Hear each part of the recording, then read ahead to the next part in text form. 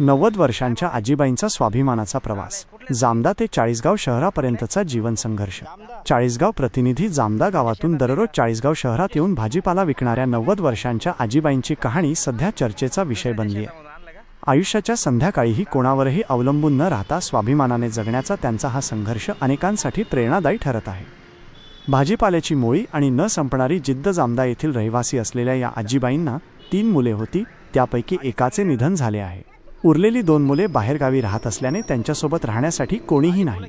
या कठीण परिस्थितीतही त्यांनी नियतीसमोर गुडघे टेकले नाहीत। दररोज सकाळी त्या जामदा गावातून भाजीपाल्याची मोळी घेऊन चाळीसगाव शहरापर्यंत येतात। शहरात एका ठिकाणी बसून ते आपला भाजीपाला विकतात आणि संध्याकाळी पुन्हा आपल्या घरी परत जातात। जीवनातील वेदना आणि चेहऱ्यावरील हास्य या वयात चालणे, भाजीपाला विकणे आणि रोजचा दिनक्रम सांभाळणे हे किती कठीण आहे याची कल्पना येते। त्यांच्या चेहऱ्यावरील सुरकुत्या आणि थकलेल्या डोळ्यांमध्ये त्यांच्या आयुष्याचा खडतर प्रवास स्पष्ट दिसतो। तरीही त्यांच्या चेहऱ्यावरील स्मितहास्य त्यांची सकारात्मकता आणि जगण्याची दुर्दम्य इच्छाशक्ती दाखवते। मानवतेचे दर्शन। स्थानिक नागरिक आणि दुकानदार त्यांच्या या हिमतीचे कौतुक करतात। अनेक लोक त्यांच्याकडून भाजीपाला विकत घेऊन त्यांना मदत करण्याचा प्रयत्न करतात। या आजीबाईंचा संघर्ष केवळ उदरनिर्वाहासाठी नाही, तर तो स्वाभिमानाने जगण्याचा एक धडा आहे। त्यांच्या या संघर्षाची बातमी समोर आल्यानंतर समाजातील अनेक दानशूर व्यक्ती आणि संस्था त्यांच्या मदतीसाठी पुढे येण्याची शक्यता आहे।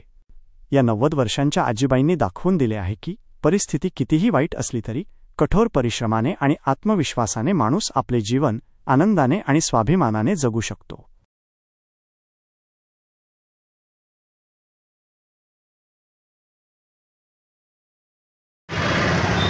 काय भाव आहे? दाल आहे। कुठले तुम्ही? कुठले? जामदा।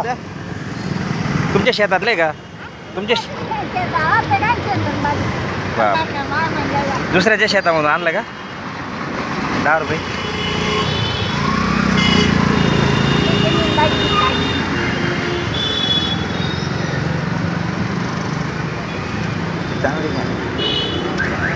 आजी चांगली द्या ना। आजी मुलं किती आहे?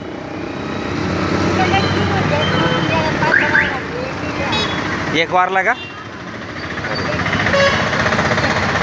आजी वय किती आहे तुमचं? आलं 90 एक वय असेल। 90